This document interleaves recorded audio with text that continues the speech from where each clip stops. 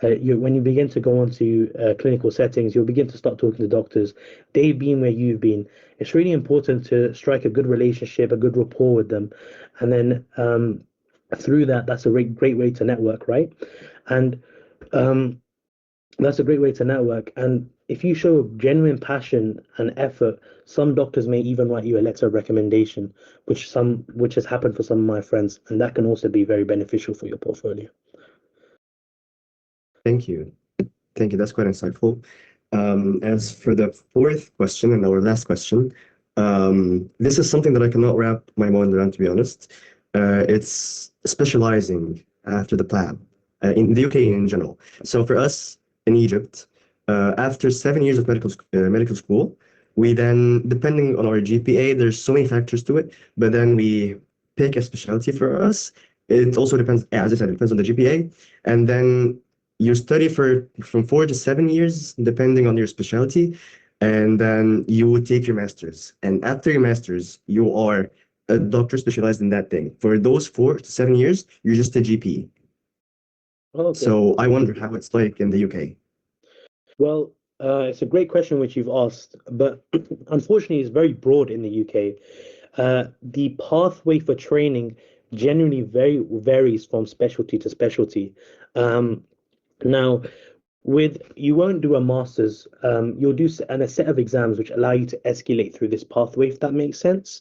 So, so you have, for example, when you become a consultant, before you become a consultant, you'll have to pass a set of exams in order to become a consultant. But it is quite clear at different specialty programs than I do, as they are quite passionate and they've already made a decision on what to study. So I'd like to open the great question that Omar asked to the colleagues on this call. If anyone wants to walk him through a specialty program, specifically Awais. I know you are very interested in anesthetics. If you want to explain it to Omar.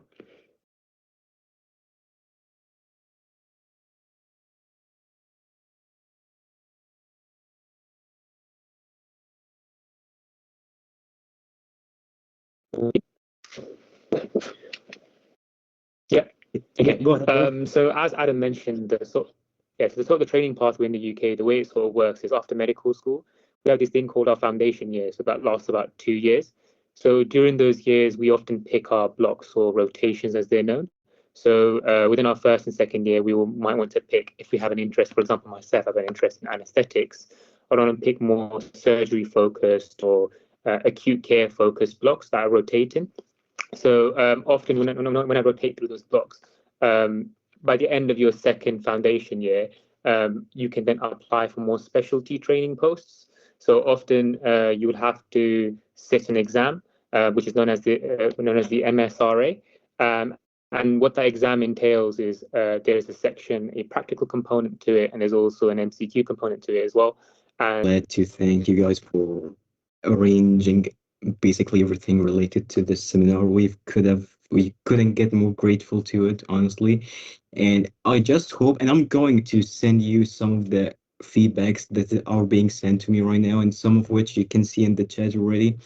2 hours ago, all we knew about Leicester was the 2016 Premier League season and Jamie Vardy. Jamie Vardy. We're significantly happy to have gotten this opportunity. I want to thank Adam again for the seminar or for the conference he mentioned in January. I believe most of us are unaware of it till now, but we will be extremely grateful for it. I want to also take this chance to thank the modulators for this meeting. I want to thank Amara, I want to thank Miriam, I want to thank Yumna, who couldn't but was preparing a lot of good feedbacks and questions as well. And of course, I want to thank Omar when I needed him. He's such a great fellow. And I want to take this one last opportunity to thank also Farah Amin, who was the president of ANSSA, the Alexandria National University Scientific Students Union. They were also part of the attending members for this seminar. I believe it passed 200 at some point, but we couldn't really help most of the other people who were trying to join. Hopefully, it will be a better opportunity for the future. Now I'll pass the word to Farah. If you are here, Farah, you can just open the microphone and start talking. Yes. Hi. Hi. Well, as Iyad said, simply I am Farah from ANSA, which is an association that is a member of IFMSA Egypt. I don't know if any of you know about it. But apart from that, I just want to really tell you, I came here, this is for the first time to collab with MedicineBank, and I am really thankful that they invited us to actually listen to this. I didn't know what to expect, but with the amount of enthusiasm that I see from the speakers and modulators to just make this structured, plus to make it simply, I can tell that you want us to learn. You're not just saying things, you are literally telling us what to do with research or with audits or with the holistic approach. And I do envy a lot that you guys have hikes. Like, we do not have that, but okay. And simply, I do want to thank you. And I want to ask about if we can be attending the internal medicine talk. That would be, again, a very nice thing for us to attend, especially that you guys, like this seminar and the internal conference will be free of charge. That's so nice. That's a very nice thing of everyone to give simply. And I also have a question here that I wrote down. I'm not sure if Bilal is still here, but he talked about medical essay competitions. And this actually sparked something for me if we can do something, even if it's on a smaller scale, but if we can do something like this in our own college. Is he here? Yeah, I'm still here. I think definitely this is something that you could do. Um, Often with societies, they can organize it themselves, but at Leicester we have a mixture of both. So just from recollection, in terms of the student aspect of things, I know that one of the other societies at the med school, the anesthetics society, they did like an abstract competition. And so I think doing something like a essay competition is very durable, and is something that perhaps even us ourselves as a GI society could genuinely consider. With Leicester Medical School, we're really lucky that they publicize some of the essay prizes from other kind of royal colleges in the UK, and even like our professional medicine regulator known as the GMC.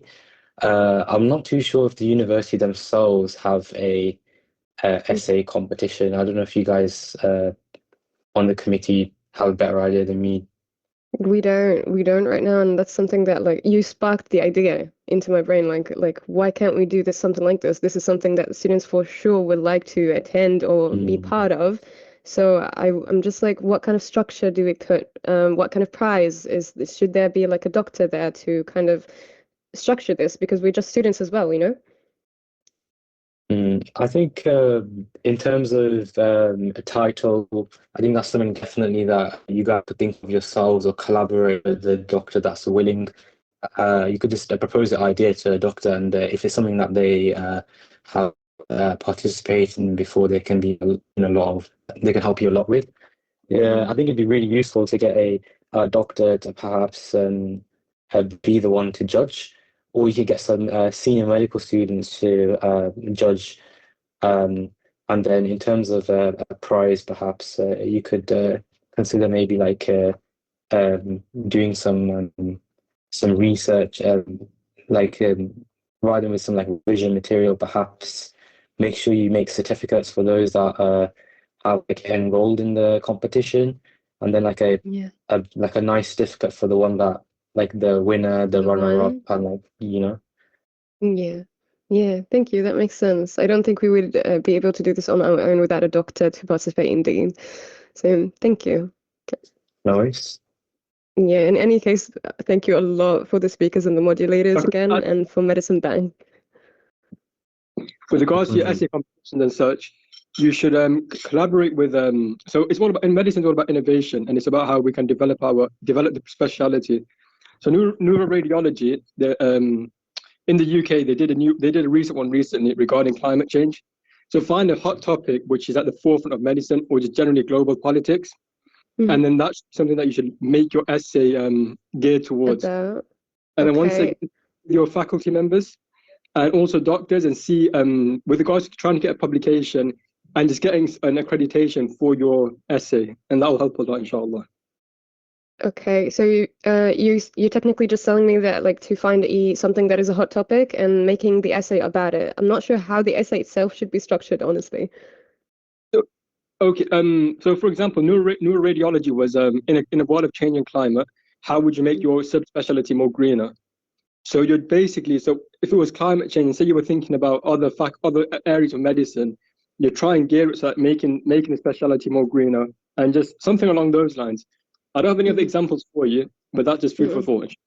Yeah, no, thank you. Thank you for sure. Just to jump in here quickly, I did organise something similar to this within the general practice I work in.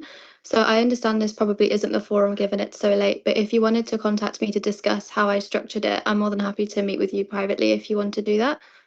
I would for sure. That would be beneficial. Thank you. I think my contact details are on the end of the slide, so if you want to email me, then please feel free to do so.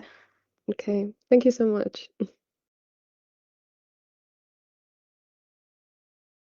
I guess that counts it for us today. One final question, because probably most of the attendees would assassinate me if I didn't put this one. So, being in the UK, I had to answer this question, especially after I saw some football club symbols like Manchester United and Arsenal in the final slide. I want to ask this question. Who is your favorite, for all the speakers, who is your favorite, and I'm getting this one a lot, who's your favorite Premier League player in the last season? Mohamed Salah. Should be all right? Obvious. Bukayo Saka, easily. Bukayo Saka. Absolutely amazing and exhilarating meeting for us, and we're looking forward for something in the near future, inshallah, with you. Who knows? Thank you so much for having us. It was really good. Thank you for reaching out. Yeah. And Bilal said his favorite player was Anthony from the last season. I don't know why, but Thanks, Nolan. thank you for having us, man. Very kind. Hope everyone enjoyed it. Thanks. Cheers. Thank you. Bye. Thank you very much, guys. Thank you, guys. Thank you, everyone. Thank you so much. Thank you.